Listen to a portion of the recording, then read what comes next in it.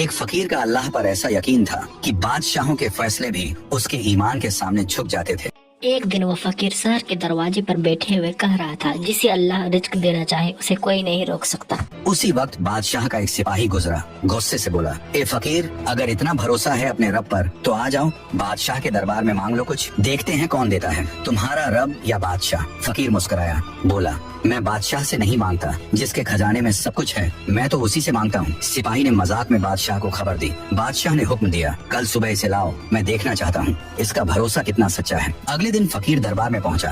بادشاہ نے طنزیہ لہجے میں کہا، فقیر، سنا ہے تم بادشاہوں سے کچھ نہیں مانگتے، اچھا بتاؤ آج کیا چاہیے؟ فقیر نے سر جھکا کر کہا، مجھے آپ سے کچھ نہیں چاہیے، اللہ سے مانگا ہے، وہ چاہے تو آپ کے ذریعے دے دے۔ بادشاہ ہنس پڑا، مگر اسی لمحے دربار میں ایک قاصد آیا، ہاتھ میں چمکتا ہوا دھواں۔ بادشاہ نے کھولا تو حیران رہ گیا۔ بادشاہ ایک خراسان کا خط تھا جس میں لکھا تھا، اس فقیر کو ہم نے اپنی زمینوں سے سونا اور اناج بھیج دیا ہے، کیونکہ کل رات خواب میں حکم ہوا کہ میرے بندے کا رزق تمہارے ہاتھ سے پہنچاؤ۔ بادشاہ کا چہرہ بدل گیا، وہ فقیر کے قدموں میں جھک گیا اور بولا، واقعی جس کا اللہ پر یقین ہو دنیا خود اس کے قدموں میں آتی ہے۔ جس نے لوگوں سے امید توڑ کر اللہ سے جوڑ لی، اسے اللہ ایسے راستے سے نوازتا ہے جس کا وہ خود